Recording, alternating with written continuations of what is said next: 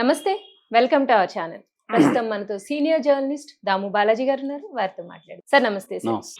బాలకృష్ణ ఇంటిని కూల్చివేయాలి అని చెప్పి తెలంగాణ సీఎం రేవంత్ రెడ్డి ఆదేశించారు అనే న్యూస్ వస్తుంది సార్. బాలకృష్ణ ఇంటితో పాటు జానారెడ్డి ఇంటికి కూడా మార్క్ చేశారు అనేది న్యూస్ వస్తుంది. అంటే గత కొద్ది రోజులుగా చూస్తుంటే అంటే సెలబ్రిటీస్ మీద ముఖ్యమంత్రి ఎందుకు ఆగ్రహంగా ఉన్నారు, లేకపోతే ఎందుకు ఇలాంటి చేస్తున్నారు అంటే మీరు ఏం చెప్తారు? గత కొంతకాలంగా రేవంత్ రెడ్డి సినిమా ఇండస్ట్రీకి వ్యతిరేకమైన నిర్ణయాలు తీసుకుంటున్నాడు. సినిమా ఇండస్ట్రీలో ఉన్న అనేక మందిని ఇబ్బంది పెట్టే విధంగా ప్రవర్తిస్తున్నాడు అని వార్తలు వస్తుంది. దీని పట్ల ఎవరి అభిప్రాయాలు వాళ్ళు వ్యక్తం చేస్తున్నారు. ఒకటి, నాగార్జున ఎన్ కన్వెన్షన్ కూల్చివేతతో స్టార్ట్ అయింది. ఎన్ కన్వెన్షన్ కూల్చివేసినప్పుడు రేవంత్ రెడ్డికి నిజానికి ఒక హీరోయిక్ ఇమేజ్ వచ్చింది. ఎవరు చేయలేని పని చేశాడు. ఎందుకంటే ఎన్ కన్వెన్షన్ అక్రమంగా ఆయన ఆక్యుపై చేసుకున్నాడని గతంలో కూడా టీఆర్ఎస్ ఉన్నప్పుడు కూడా టీఆర్ఎస్ వాళ్ళు ధర్నాలు చేశారు. నేను వస్తే వీళ్ళందరూ దాన్ని వెనక్కి తీసుకుంటాం, ప్రభుత్వం ఇచ్చిన ల్యాండ్స్ అంతా అని కేసీఆర్ కూడా ప్రకటించాడు. రామోజీ సిటీని 1,00,000 నాగళ్లతో దున్నేస్తామన్నాడు. ఇవన్నీ జరిగాయి. కానీ ఆయన వచ్చినాక ఏమీ జరగలేదు. 2 రోజులు 3 రోజులు హడావిడి నడిచింది, ఏమీ జరగలేదు.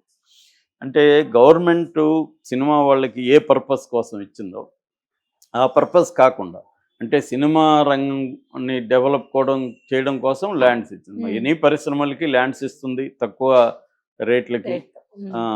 తర్వాత ఇన్ఫ్రాస్ట్రక్చర్ ప్రొవైడ్ చేస్తుంది. అది మన దేశంలో అభివృద్ధి మోడల్లో ఉన్న పద్ధతి. అలాగే సినిమా రంగానికి కూడా ఇచ్చారు అప్పుడు. ఎందుకంటే చెన్నై నుంచి ఇక్కడికి షిఫ్ట్ కావాలంటే ఇక్కడ ప్రొవైడ్ చేయాలి కాబట్టి అవన్నీ చేశారు. చేసినప్పుడు వాళ్ళు ఆ పర్పస్కి వాడకుండా దాన్ని రియల్ ఎస్టేట్కు ఇంకొక కమర్షియల్ ఆస్పెక్ట్ పబ్బులో గిబ్బులో పెట్టుకుంటే దాన్ని వెనక్కి తీసుకోవాలనేది ఉన్నింది. కానీ అవేమి చేయలే. కాబట్టి రేవంత్ రెడ్డి రాగానే చాలా సాహసోపేతంగా హైడ్రా పెట్టి హైడ్రాతో ఎన్ కన్వెన్షన్ టచ్ చేయడం అనేది రేవంత్ రెడ్డికి చాలా మంచి పేరు తీసుకొచ్చింది. ఎందుకంటే హైదరాబాద్లో వరదలు ఇవన్నీ చూస్తున్నాం కాబట్టి రేవంత్ రెడ్డి ఒక హీరోలాగా, ఒక సేవియర్ లాగా అనిపించాడు. కానీ అది తుస్సిపోయింది. 2 రోజుల తర్వాత ఆయన పెద్దవాళ్ళ జోలికి ఎవరికి వెళ్లకుండా చిన్నవాళ్ళ జోలికి వెళ్ళడం మొదలుపెట్టింది. అంత హైకోర్టు కూడా ఇన్వాల్వ్ అయింది. హైకోర్టు అసలు ఇది లీగల్గా కరెక్టా కాదా దగ్గర నుంచి ఇంకా అనేక విషయాలని హైకోర్టు కూడా ప్రశ్నించడం మొదలుపెట్టింది. ఈ లోపల రేవంత్ రెడ్డి మూసీ ప్రక్షాళన సుందరీకరణ పేరుతో మూసీ దగ్గర ఉన్న వాళ్ళని ఖాళీ చేయించడం చేశాడు. అది కూడా ఇబ్బంది అయింది.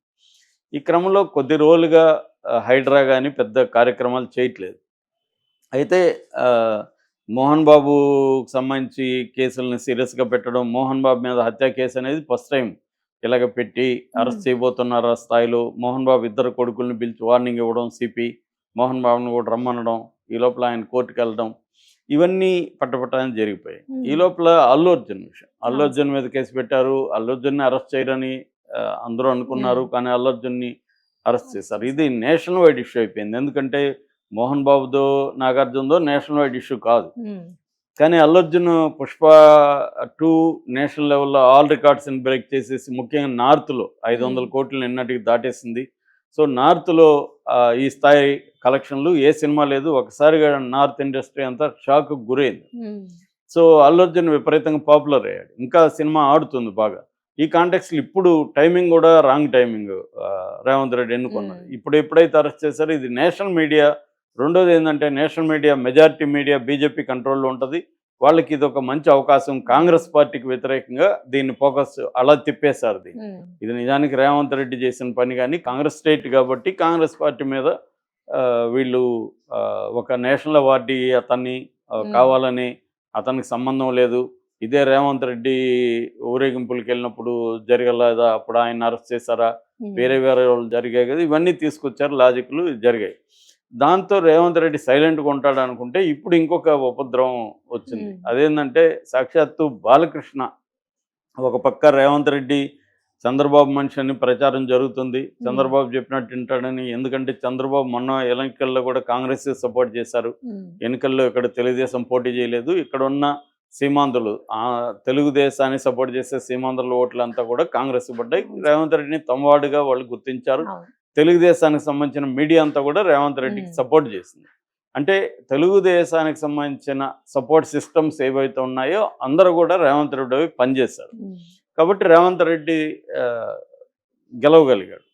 అంటే నాట్ ఓన్లీ హైదరాబాద్, తెలంగాణలో ఎక్కడెక్కడ ఉన్న నిజామాబాద్ కావచ్చు, ఖమ్మం కావచ్చు, ఇలాంటి అన్ని చోట్ల కూడా అది జరిగింది. దానివల్ల తర్వాత కూడా చంద్రబాబు చెప్పినట్టు రేవంత్ రెడ్డి వింటాడు. ఒకప్పుడు రేవంత్ రెడ్డి ఆయన దగ్గర పనిచేశారు కాబట్టి మా బాస్ అని కూడా ఆయనే వీడియోలో కూడా ఉంది కదా, ఓటుకు నోటు కేసులో కూడా మా బాస్ మాట్లాడతాడు. బాస్ అంటే చంద్రబాబు కదా. అలాగా ఉన్న దీన్ని సడన్గా బాలకృష్ణ ఇంటికి నిన్న జూబ్లీ హిల్స్ రోడ్ నెంబర్ 45లో ఉంటుంది, అందరికీ తెలుసు బాలకృష్ణ ఇల్లు. అక్కడ వెళ్ళి మార్క్ చేశారు. 6 అడుగుల వరకు కొట్టేస్తామని మార్క్ చేసి వచ్చారు. ఇది ఇప్పుడు సంచలనమైంది. బాలకృష్ణ కూడా కోపంగా ఉన్నాడని చెప్తున్నారు. యాక్చువల్గా అల్లు అర్జున్ అరెస్ట్ని ఖండించిన వాళ్ళలో ముందుగా బాలకృష్ణ కూడా ఖండించారు. ఇది కరెక్ట్ కాదని. కేవలం బాలకృష్ణదే కాకుండా వాళ్ళ పార్టీ కాంగ్రెస్ పార్టీ లీడరు, ఒకప్పుడు హోమ్ మినిస్టరు, సీఎం రేసులో కూడా ఉన్న జానారెడ్డి ఇల్లుంది రోడ్ నెంబర్ 12లో బంజారా హిల్స్లో. ఆయన ఇంటికి కూడా మార్క్ చేశారు. ఆయన చాలా తీవ్రంగా ఎప్పుడూ నేను చూడలేదు ఇలాంటి అరాచకం, నా ఇంటికే మీరు ఇట్లా చేస్తారా అని అధికారుల్ని నేను సీఎంతో మాట్లాడతాను, దీన్ని అంత ఈజీగా వదలను, నేనైతే నా ఇల్లుని కొట్టడానికి ఒప్పుకోనని ఆయన గట్టిగా మాట్లాడినట్టు తెలుస్తుంది.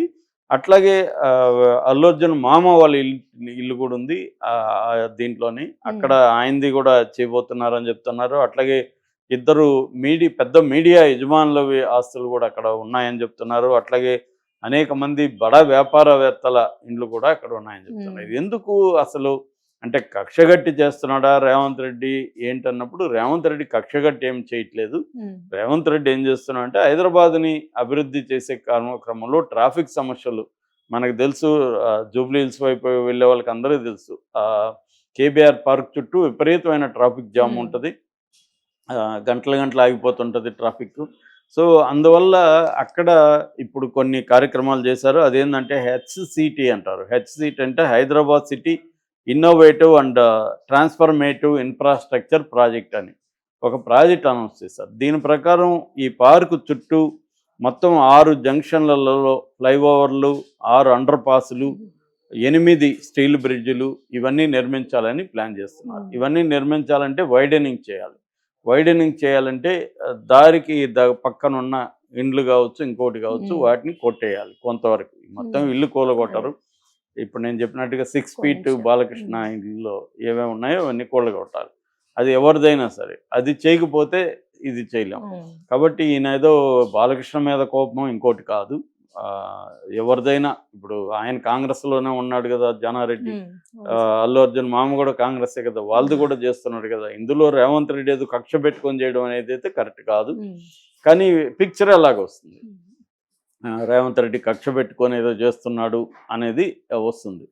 సో కానీ ఇది అనివార్యం. ఎందుకంటే సిటీ నీకు డెవలప్ అవ్వాలన్నప్పుడు దానికి అడ్డుగా ఉన్న వాటిని తొలగించాలి. కాకపోతే ఇక్కడ బాలకృష్ణ ఇల్లు, జానారెడ్డి ఇల్లు ఉండడం వల్ల ఇది వైరల్ అవుతుంది. వీళ్ళు ఇస్తారా లేదా, ఇవ్వకపోతే రేవంత్ రెడ్డి బలవంతంగా కూలగొడితే అది మళ్ళీ నేషనల్ ఇష్యూలు అయ్యే అవకాశం ఉంది, మళ్ళీ కోర్టులు ఇన్వాల్వ్ అయ్యే అవకాశం ఉంది. సో ఒక పక్కేమో సిటీ డెవలప్ చేయాలి, సిటీ ట్రాఫిక్ ఇష్యూస్ని సాల్వ్ చేయాలి, ఫ్లైఓవర్లు తీసుకురావాలి, ఇవన్నీ బీఆర్ఎస్ కూడా చేశారు. కాకపోతే కొన్ని చోట్ల అడ్డంకులు ఉన్నాయి. ఇప్పటికి కూడా ఓల్డ్ సిటీలో మెట్రో వెళ్ళకపోవడానికి కారణం అక్కడ ముస్లిం ప్రిడామినెంట్గా ఉండడం, వాళ్ళు ఇవ్వడానికి ఒప్పుకోకపోవడం, ఇలాంటి సమస్యలు ఉన్నాయి. కాకపోతే ఇప్పుడు వాళ్ళతో మాట్లాడడం, వాళ్ళకి కాంపన్సేషన్ ఇవ్వడం, వాళ్ళని కన్విన్స్ చేయడం అన్న పద్ధతి రేవంత్ రెడ్డి వెళ్ళాలి. లేకపోతే రేవంత్ రెడ్డికి వ్యతిరేకత వచ్చే అవకాశం ఉంది. రేపొద్దున ఇప్పుడు కాంగ్రెస్ నాయకులు కూడా ఆందోళన చెందుతున్నారు. ఎందుకంటే సీమాంధ్రులకు చెందిన వాళ్ళని ఎప్పుడు కూడా కేసీఆర్ టార్గెట్ చేసి చేయలేదు. మాట్లాడారు తప్ప సీమాంధ్రులకి ఒకరికి కూడా చిన్న గాయం కాలేదు, ఒక షాపు కూడా ధ్వంసం కాలేదు, ఏమీ కాలేదు. కానీ ఇక్కడ టార్గెట్ చేసి ఇప్పుడు సీమాంధ్రను చేస్తే సీమాంధ్ర ఓట్లు రేపు కాంగ్రెస్ పార్టీకి ఇబ్బంది కదా. నెక్స్ట్ 2026లో జిహెచ్ఎంసీ ఎన్నికలు వస్తున్నాయి, స్థానిక ఎన్నికలు జరగబోతున్నాయి. ఇక్కడంతా కానీ దెబ్బ తగిలితే రేవంత్ రెడ్డికి కూడా దెబ్బ. ఆల్రెడీ పార్లమెంట్ ఎన్నికల్లోనే ఆశించిన రిజల్ట్ రాలేదని ఇక్కడ ఫ్యాక్ట్ ఫైండింగ్ కమిటీ కూడా కాంగ్రెస్ అధిష్టానం వేసింది. కాకపోతే ఏంటంటే రేవంత్ రెడ్డికి ఉన్న ధైర్యం ఏంటంటే రాహుల్ గాంధీ రేవంత్ రెడ్డిని కదిపే పరిస్థితి ఇవ్వలేదు. ఉన్నవే 3 స్టేట్లు వాళ్ళకి, ఈ 3 స్టేట్లో కలబెట్టి వీళ్ళని గందరగోళం చేస్తే ఇబ్బంది అని చెప్పి రేవంత్ రెడ్డి ఏం చేస్తున్నాడంటే ఆ ధైర్యంగా వెళ్ళడానికి అది కూడా ఒక కారణం. అంటే రాహుల్ గాంధీ ఏమి చేయలేడు నన్ను కథపడేయలేవు. అందుకని నేను ధైర్యంగా వెళితే మనకు ఉమ్. పేరు వస్తుంది, ఒక రాజశేఖర రెడ్డి లాగా మనం నిలబడచ్చు అనేది ఆయన అభివృద్ధి కావచ్చు, సంక్షేమం కావచ్చు, ప్రజలకి చిరస్థాయిగా నిలిచిపోయి కొన్ని పనులు చేయడం,